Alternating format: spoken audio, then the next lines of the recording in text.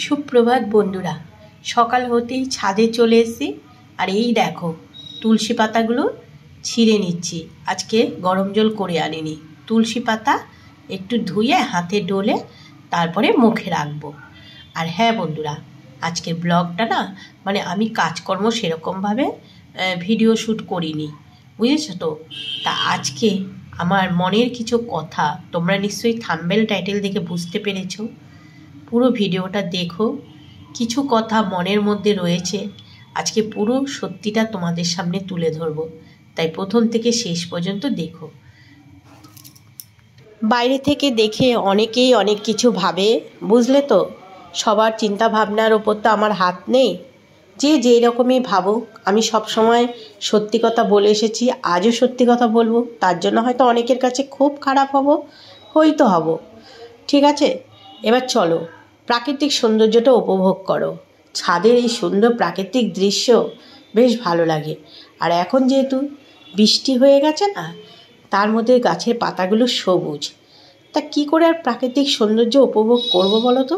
তার মধ্যে নিচের থেকে ড্রাইভার ভাই এসে ডাকাডাকি করছে, আর আমার কুম্ভকর্ণ হাজব্যান্ড ঘরে ঘুমিয়ে রয়েছে। ও এখনও মানে সজাগ হয়নি। তা আমাকে মনে হচ্ছে নিচে যেতে হবে। আর কি অদ্ভুত ব্যাপার, বৃষ্টি হচ্ছে, সব গাছের গোড়ায় মাটি ভেজা, আমার শেফালি ফুলের গাছের গোড়াটা একদম শুকনো কাঠ হয়ে আছে। তারপর আমি কি করলাম, অনেকটা জল ওই শেফালি গাছের গোড়ায় ঢেলে দিলাম। ডাক দাও, নাহলে ফোন করো, নাহলে আমার নিচে যেতে হবে। ড্রাইভার ভাইটা এসছে, এখন আমাকে তাড়াহুড়ায়, নাহলে আমার নিচে গিয়ে চাবিটা দিতে হবে। ওকে ডাকলেও মনে হয় উঠে যেতে পারে, আবার নাও উঠতে পারে। আজকে শরীরটা সুস্থ আছে, মানে ভালো আছে আজকে। রোজই তো বলছি শরীর ভালো না, বলো না। তবে জানো, সবার মুখে মুখে এই একই কথা, জ্বর। আর এই জ্বরটা 3 দিন থাকবে, তারপরে তার রিয়েকশনটা ডেঞ্জারাস। মানে খেতে ভালো লাগবে না, শরীর দুর্বল, হাত পা কাঁপবে। আমি কালকে রাত্রেবেলা 2টো রুটি খেয়েছিলাম। কালকে কী করেছে ছেলে, ইসে করেছে তোমার পরশু দিন যে ছোলার ডাল করেছিলাম, তার ছেলে বলছে মা রুটি করবে, একটু ডাল দিয়ে খাবো। তাহলে রুটি করার ইচ্ছে ছিল না। তা বললাম আমি কিনে নিয়ে আসি। আমি না দাঁড়া করছি। তা করতে গিয়ে ইচ্ছে হলো যে ঠিক আছে 2টো রুটি খাই তো। তারপর খেয়েছি। ওই যে বলে না, খাবারটা পেটে পড়লে মানে সারাদিনে কালকে ওই 4টে টমেটো সেদ্ধ খেয়েছি, আর সকালবেলা চামড়ি খেয়েছিলাম, আর 2টো মুসাম্বির খেয়েছি, ব্যাস। আর রাত্রে সেই রুটি, চাও ইচ্ছা করেনি। আর এই দেখো 2-3 দিন ধরে চুল টুল আঁচড়াই না, দেখো দেখো। আজকে চুলটাকে আঁচড়াবো পরে, এটা দেখানোর জন্য ক্লিপটা খুলেছিলাম। কি জানি ড্রাইভার ভাইটা আবার নিচে এসে দাঁড়িয়ে রয়েছে, ও উঠেছে কিনা। না, আমি যাই নিচে, আর দাঁড়াবো না, ছাদে গুড়ি গুড়ি বৃষ্টি পড়ে। দাঁড়াও, আমি যাচ্ছি।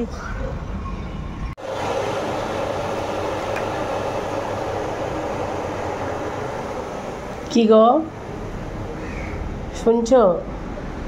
এই যে মায়ের চাটা দিয়ে আসো, নিচে দিয়ে আসো। হ্যাঁ, শরীর খারাপের জন্য আমার ঠাকুরগুলোরও কী অবস্থা। সন্ধ্যাবেলা তো মানে দূর থেকে ধূপকাঠি, এই দিনের বেলা ধূপকাঠি সরিয়ে রাখি আসন থেকে দূরে, রাত্রেবেলা আর নাইটি চেঞ্জ করি না, মানে সন্ধ্যাবেলা ওই ধূপকাঠি দূর থেকে জ্বালিয়ে দিই, মানে রাতে আর সেবা দিই না। তারপরে অমাবতীতে যে এই আসনের যে কাপড় চোপড়গুলো তুলেছিলাম আর এইগুলো পেতে দিয়েছিলাম, ঠাকুরের গলার মালা ঠালা খুলে দিয়েছিলাম, সেইগুলো ওইভাবেই রয়েছে। এখন আমার বাবার গলার মালা নেই, ফুলগুলো নেই, সবগুলো গামলা ধরে রয়েছে, ধোয়া হয়নি। কী অবস্থা দেখো। আর ঠাকুরও বুঝছে বলো যে শরীর খালি খারাপ, থাক যেরকম আছে ওরকম করে পুজো দিই। আজকে মনে হয় সন্ধ্যাবেলা সেবা দিতে পারবো, না খাইয়ে রেখেছি। চাল ভিজিয়ে রেখে এসেছি, ডালের সাথে তো রয়েছে, এখন পুজোটা দিয়ে নিই। আর অনেক কোথায় গেল, এই আমাদের নিচের ফুল, এগুলো শাশুড়ি মা রোজ তুলে তুলে রাখে। যেখানে বসি সেখান থেকে উঠতে গেলে মনে কিছু সাপোর্ট লাগে, যা অবস্থা। এখন যাই দেখি কিছু একটু খাবার খেয়ে, খাবার ইচ্ছে তো করে না। দুগাল মুড়ি খেয়েছিলাম সকালে। আর দেখি দিদিদের বাড়ি থেকে পেঁপেটা দিয়েছে, গিয়ে কাটি। পেঁপেটা কাটা হয়ে গেছে, মনে পড়েছে যে এটা যে গতকাল দিদি বাড়ি থেকে দিয়ে গেছিলো না, একটু শক্ত শক্ত ছিল। দিদি বলেছিল চালের মধ্যে রেখে দিয়েছি। আজকে একটু শক্ত শক্ত ছাড়, এরকমই খেতে বেশ ভালো লাগে। নালে না কেমন যেন ওই একদম গলে গেলে ভালো লাগে না। আর দেখে না বেশ ভালো লাগছে, এখনও মুখে দেইনি। আর মুসাম্বিরও কেটে নিলাম খাবারের জন্য। বড় শালির বাড়ি পেঁপে কেমন বলো, টেস্ট কেমন? সুন্দর স্বাদ, মিষ্টি না? মিষ্টি আছে, খুব ভালো লাগে। এরকম পেঁপে খাওয়া যায় না। ও আসলে বাড়িতে কোনো সার ছাড়া জিনিসের এরকম পেঁপে, চাষের পেঁপে এরকম হয় না, তাই না? বাড়িতে মানে নিজে করা মুড়ি দিয়ে এরকম আলু ভাজা কিন্তু দারুণ লাগে খেতে, বলো?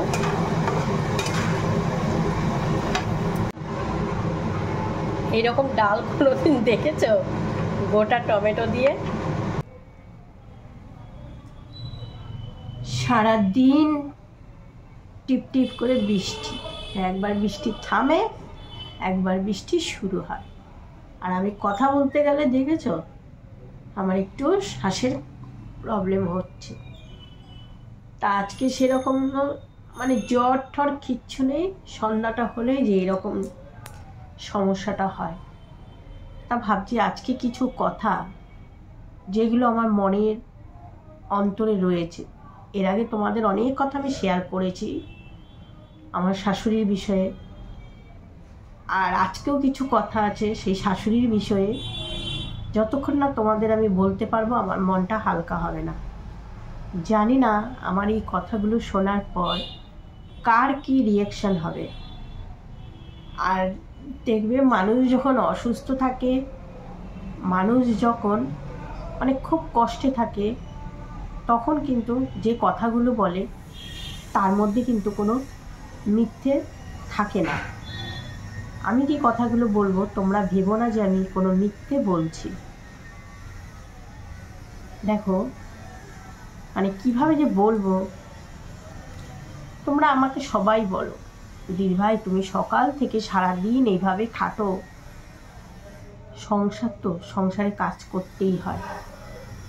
আর এবার একটা কথা বলি, কেউ আমাকে ভুল বোঝো না। বললাম না আজকে যে কথাগুলো বলবো, আমি যখন আমার শাশুড়ি মাকে নিয়ে, উনি আমার সঙ্গে আগে যেটা করেছিল সেটা নিয়ে যখন আমি ভিডিও ছেড়েছিলাম, দেখো হয়তো আমার ননদরাও দেখেছে, ওদের মধ্যেও একটা খারাপ রিয়েকশন এসছে যে আমার মায়ের নামে এইসব বলেছে। কিন্তু না, ওরা কিন্তু আমার কাছে একবারও এসব বুঝতেই মানে দেয়নি যে তুমি আমার মায়ের নামে এসব বলেছো কেন, না। কিন্তু আমি তো মেয়ে, আমার মাকে যদি কেউ বলে তখন আমার মনের মধ্যে যে রিয়েকশানটা হবে সেরকম আমি আমার সঙ্গে যেটা ঘটেছিল আমি বলেছি, নিশ্চয়ই ওদের মানে আমার দুই ননদের মধ্যে রিয়েকশান হয়েছে নিশ্চয়ই, সেটা ওরা প্রকাশ করেনি। আমি আমার ফিলিং থেকে বলছি। কিন্তু কি বলো তো, মানে আমার সঙ্গে সত্যি বাস্তব যেটা ঘটেছিল আমি সেটাই কিন্তু বলেছিলাম। আর আজকে বাস্তব যেটা ঘটছে সেটাই বলবো।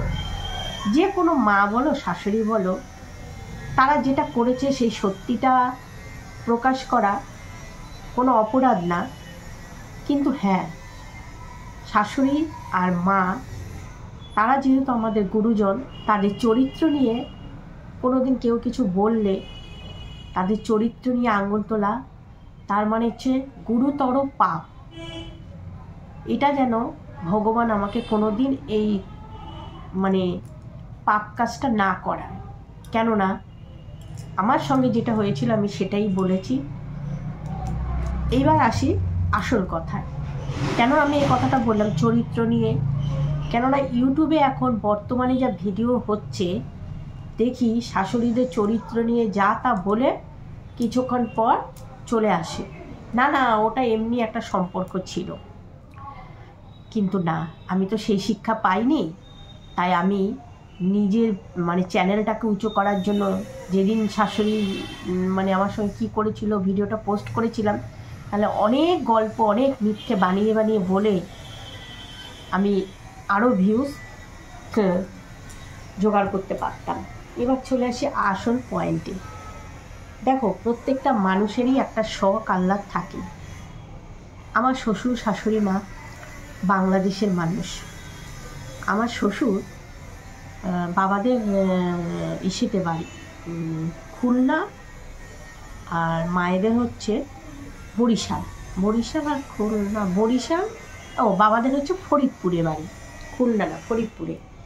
এবার বাবা মানে আমার শ্বশুরমশাইরা মাঝে মধ্যেই মাছ ধরতে নৌকো, ভিডিওটা পুরো দেখবে তারপর কমেন্ট করবে। আর একটু বড় হবে, যেহেতু আমি আজকে ডেলি কাজকর্ম সেরকম করিনি, ভাবলাম আমার মনে যে কথাটা আমার শাশুড়ি আমার সঙ্গে বর্তমানে এখন কি করছে তোমাদের জানানো খুবই দরকার। মানে চুপচাপ আর আমি থাকবো না, কারণ এখন আর আমি কাউকে ভয় পাই না, ঠিক আছে? এই জন্য আমি সত্যিটা বলতেই এসেছি।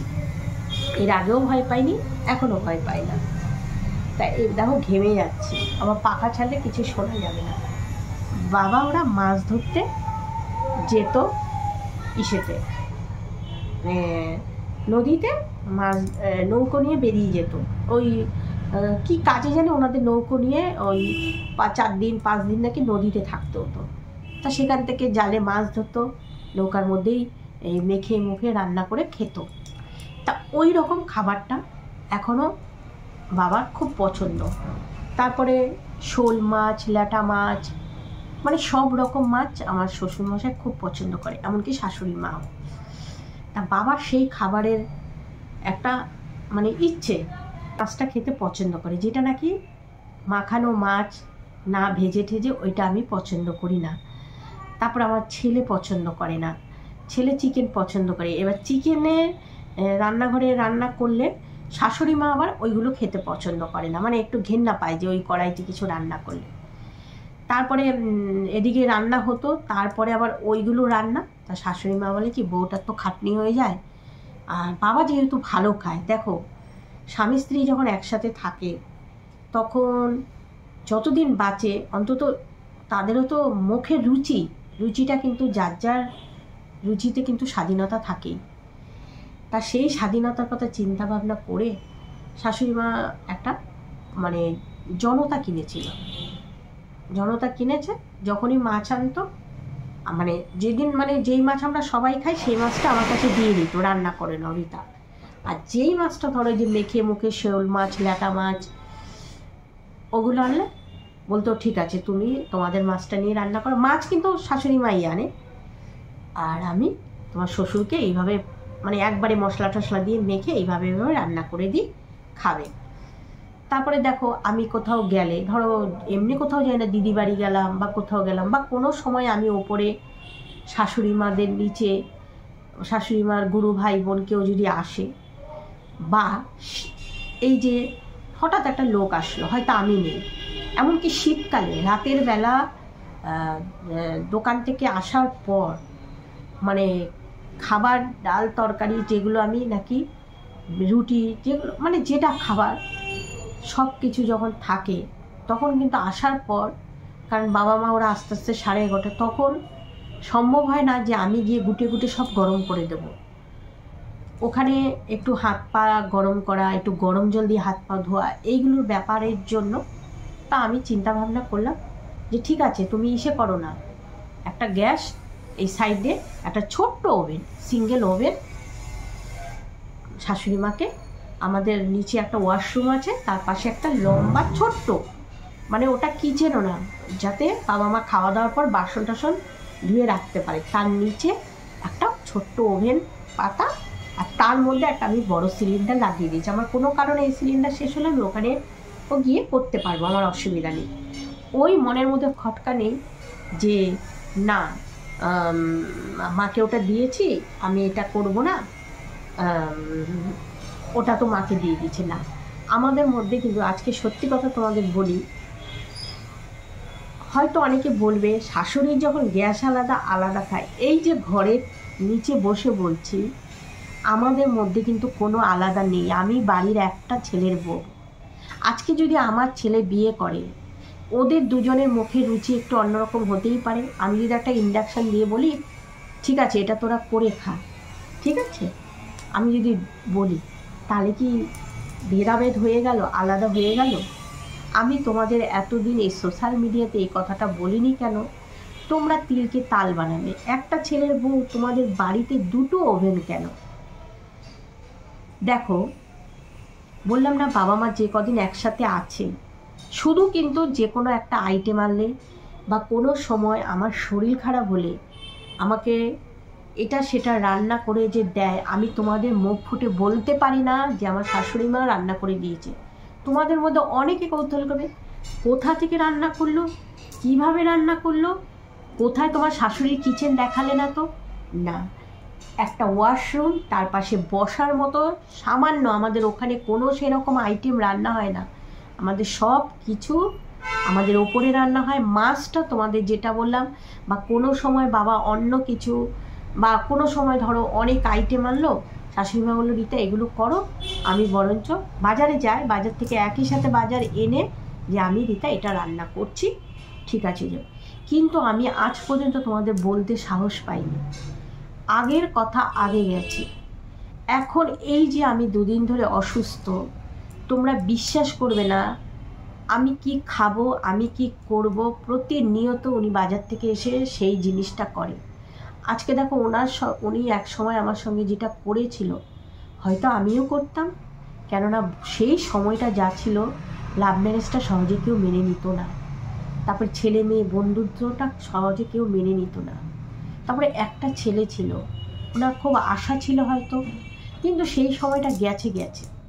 কিন্তু বর্তমানে তোমরা বিশ্বাস করবে না, উনি হয়তো মানে দৌড়িয়ে ঝাঁপিয়ে আমার মতো ঘরে এসে এই সমস্ত কাজগুলো করতে পারে না, কিন্তু যতটুকু পারে নিচে মাছ আনলে বাজার থেকে এসে মাছ এনে কেটে ধুয়ে দেবে। তারপরে তোমার একটু বড়া হলে বা একটু কিছু হলে আমি যদি বলি রীতা একটু শেফালি ফুলের পাতার বড়া করবো, আমি যে তাহলে করো। মাঝে মধ্যে আমি করলাম, মাঝে মধ্যে মা করলো।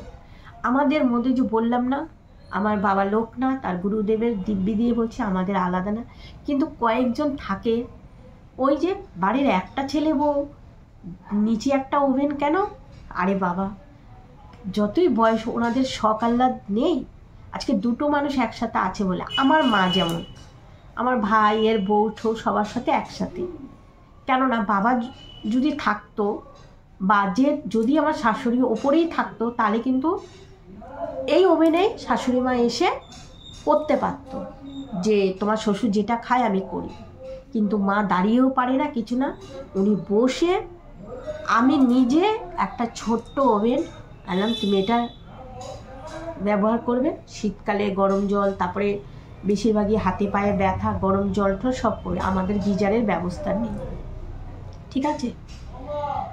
তাই আমার এটা মনের মধ্যে গিল্টি ফিল হচ্ছিল যে তোমাদের আমি আগে যে ভিডিও পোস্ট করেছি সেটা তো করেছিলাম, কিন্তু এখন মানে বললাম না, আমার শ্বশুর শাশুড়ি মা সত্যিই খুব ভালো, আমাকে খুবই ভালোবাসে। আমি মুখ দিয়ে যেটা বলতে নেই সেটাই আমাকে এনে দেয়। মিথ্যে কথা তাদের নামে বলবো না। জ্বর হয়েছে শুনলে কালকে রাতে সিরাপ, আজকেও যেন কত রকম বড়া বানিয়ে, কালকেও আমাকে কত রকম বড়া বানিয়ে দিয়েছে। তা আমি মানে সব সময় আমার নিজের প্রশংসা করব, কিন্তু আমাকে যে আমাকে সঙ্গে যে ভালো ব্যবহার করছে, যে আমাকে ভালোবাসছে। আরেকটা কথা কি বলতো, যখনই বিপদে পড়েছি, মা তো পারেনি, মা কি করে পারবে, মার আর্থিক সাহায্য করার ক্ষমতা সেরকম ছিল না।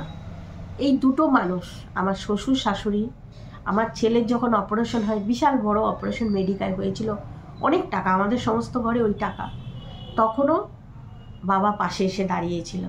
আজকে যে অটো দিয়ে আমি সমস্ত কিছু বলি তোমাদের আস্তে আস্তে বাড়ির দিকে, এই অটোটা কিন্তু 50,000 টাকা আমার শ্বশুর দিয়ে সাহায্য করেছিল।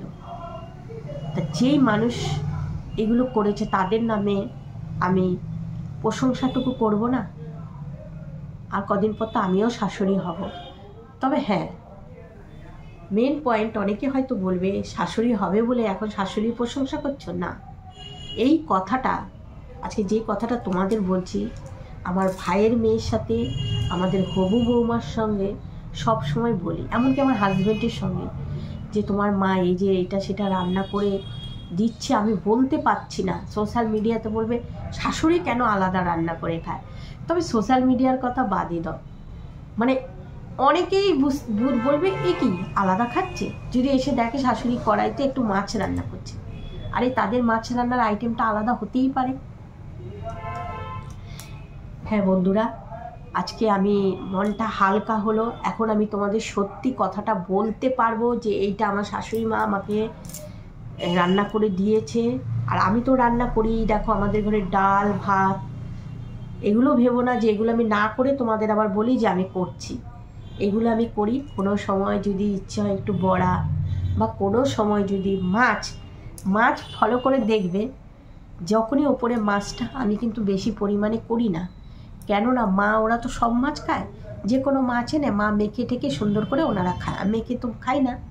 তাই আমাদের মতো আন্দাজ করে মাছ নিয়ে আসে। তার জন্য আলাদা যে ছেলে বৌমার বাজার ছেলে করবে না।